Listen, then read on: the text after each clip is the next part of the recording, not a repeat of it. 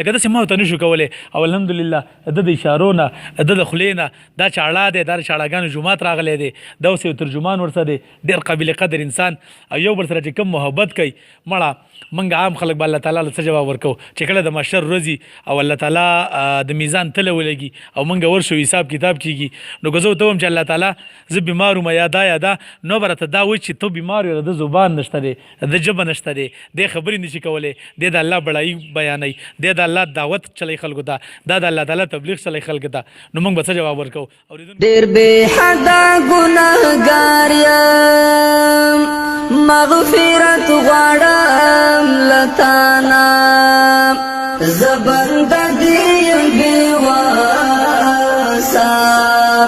درته سوال کوم سبحانه، درته سوال کوم سبحانه. ډېر بې حده بسم الله الرحمن الرحیم. سلامونه او احترامات اوریدونکو کتونکو نور خو چې موږ کوم ځای ته ځو اکثر د درد او د غم او د ژړا نه ډک یو محفل ته ځو، پروګرام ته ځو، خو الحمدلله د الله پاک لاک شکر دی چې زمونږ یو کمزوري او ادنا انسان ته نن دا توفیق هم راکړو چې نن دا غرونو خوا ته راغلی یم، دا خلکو خوا ته راغلی یم، کوم چې د الله تعالی میلمانه دي، د الله تعالی خاص مهمان راغلی دي باجوړ ته، او دغه خاص مهمانه چې د الله تعالی کوم دي هم د دې خوا ته راغلی یم. ډېر ملګري راسه ناست دي، تپوسونه هم ته کوم، خو د دې په اشارو باندې کم وایي چې دا ځمکه چا پیدا کړې، اسمان چا پیدا کړې، دنیا دا نظام څوک چلی، الله تعالی دغه بړایي د الله تعالی دغه قدرت نه دا خلک درونه څنګه خبري. د دې اوسه الحمدلله یو سپیشل ترجمان ورسره دی او ډېر زبردست بااخلاقه انسان دی، د اخلاقو د خولې د مسکا نه ډکی، همدارونه پکې به پوهه کوي. همدې لپاره راوستي چې په باجوړ کې د معذورو تعداد سیوا دی، په باجوړ کې د معذورو سره د کوم چې چاړهګان دي د دې ورونو تعداد سیوا دی. نو چاړهګان یو جومات راغلی دی باجوړ ته، دغه چاړهګان پکې ناست دي، دغه عام خلک پوهه کوي، د عام خلک راځي د چاړهګان پوهه کوي، ترجمان سره هم خبرې کوو. خو چې دا کوم رونه چاړهګان دي دیو چې یو بل ته کله د الله تعالی د دعوت خبره کوي، د الله د بړایي خبره کوي، د جناب محمد رسول الله صلی الله علیه و آله وسلم د احادیثو خبره کوي، د کلام پاک خبره کوي، د قرآن خبره کوي، نو څنګه کوي؟ دا به دیو نه اورو، دیو سره بل کینو، موږ سره اوسئ. اچھا بھائی، اسمان اور زمین کس دنده تاسو کوم چې د ځمکه چا پیدا کړي او اسمان چا پیدا کړي، به څنګه وایي؟ هیڅ پوه نشم د ګوتو پشمار شپې وې تیرې دي، ژوندون مې د دنیا یو څو شېبې وې تیرې. भाई बोल रहा है कि जो है अल्लाह रब्बुल इज़्ज़त वो वरा ज़ात है, उसका कोई शरीक नहीं, वो अकेला है। वो अल्लाह रब्बुल इज़्ज़त ने अकेले तने तना 7 ज़मीन 7 आसमान बनाए, ये सारा जो है कंट्रोल भी अल्लाह रब्बुल इज़्ज़त के हाथ में है। और अल्लाह रब्बुल इज़्ज़त वो ज़ात है जिसने जो है ज़मीन को पानी के ऊपर बिछाया, और जो है पूरी दुनिया को जो है अल्लाह रब्बुल इज़्ज़त ने बनाया। और अल्लाह रब्बुल इज़्ज़त जो है ना उसे नींद आती है ना उसे ऊँघ आती है। हाँ, वो नींद से पाक है और ऊँघ से पाक है। हाँ,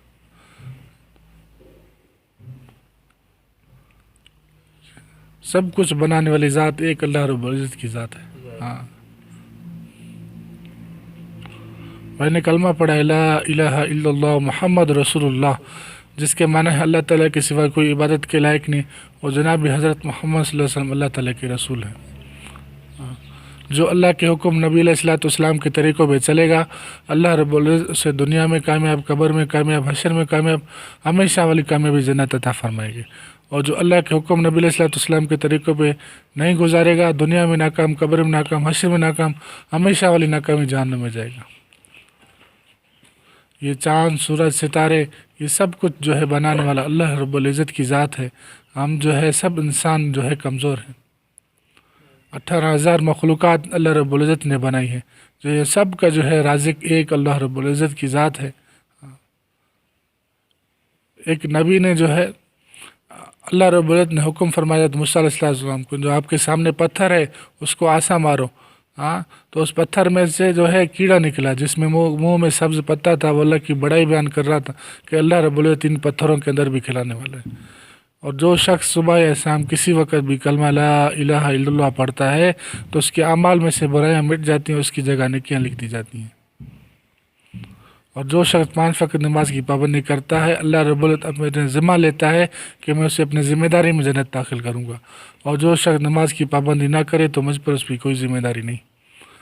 जो आप अलैहिस्सलाम के हदीस का मफ़हूम है कि जब मेरी उम्मत दुनिया को बड़ी चीज़ समझने लगेगी तो इस्लाम की हैबत और वक़्त उनके क़लूब से निकल जाएगी, और जब अमर बिल मारूफ़ और नही अनिल मुनकर को छोड़ बैठेगी तो वही की बरकत से महरूम हो जाएगी। तो 1.25 लाख नबी आए और जो है हर कौम में हर اوریدونکو تاسو ته وختي ما وویل چې الحمدلله باجوړ ته دغه جمعات راغلی، دغه معزز خلک راغلي، دغه مشران راغلي، د قابل قدر ملمانه راغلي باجوړ ته. خو چې په کومه طریقې موږ ته وویل چې اسمان چا پیدا کړی، ځمکه چا پیدا کړي، دا کلمې موږ ته رانصیب کړي چې لا اله الا الله محمد رسول الله. د اوبو د ځمکې د پاسه ځمکه پیدا کړي، د ځمکې د پاسه انسانان پیدا کړي دي، دا نظام چلی لکه داسې ما ورته نشو کولی. او الحمدلله د اشارو نه د خولې نه دا چاړه دی، دا د چاړهګانو جومات راغلی دی، دا اوس یو ترجمان ورسره دی، ډېر قابل قدر انسان او یو بل سره چې کوم محبت کوي. مړه موږ عام خلک به الله تعالی له څه جواب ورکوو چې کله د محشر ورځي او الله تعالی د میزان تله ولګي او موږ ورشو حساب کتاب کیږي. نو که زه ورته ووایم چې الله تعالی زه بیمار وم یا دا نو به راته دا وایي چې ته بیمار یې، د زبان نشته دی، د ژبه نشته دی، دی خبرې نشي کولی، دی د الله بړایي بیانوي، دی د الله دعوت چلی خلکو ته، دا د الله تعالی تبلیغ چلی خلکو ته. نو موږ به څه جواب ورکوو؟ اورېدونکو دا زموږ لپاره ژوندی مثال دی. که د چا په چم ګاونډ کې چاړهګان دي او دغه چاړهګان په تبلیغ باندې تللی شي، ترجمان صاحب نمبر هم په ټلیفون باندې زه ورکوم، ترجمان صاحب سره رابطه هم کولی شئ. دی باجوړ ته شینکي ته راتلی شئ د سبا پورې. आप का या कितने दिन है यहाँ आप लोग? 2 दिन 2 ورځې پاتې دي. 2 ورځې پورې د چاړهګان راوستلی شئ، د خلک راوستلی شئ چې دیو ته د الله دین وښیئ، دیو ته لار وښیئ او په دغه سیده لار باندې روان کړي. دغه یو چاړه په وجه باندې به زموږ دنیا هم ښایسته شي او آخرت به هم ښایسته شي. خو دا پروګرام ډېر زیات شیر کوي چې د دې خلکو دا دعوت دنیا ته پته ولګي، د خلکو ته پته ولګي چې دا خلک په کومه طریقه باندې دعوت چلی، په کومه طریقه باندې د الله بړایي خلکو ته بیانوي. نو ضروري شیر کوي چې خلکو ته ورسي. ډېره مهرباني، ډېره مننه. د الله په امان.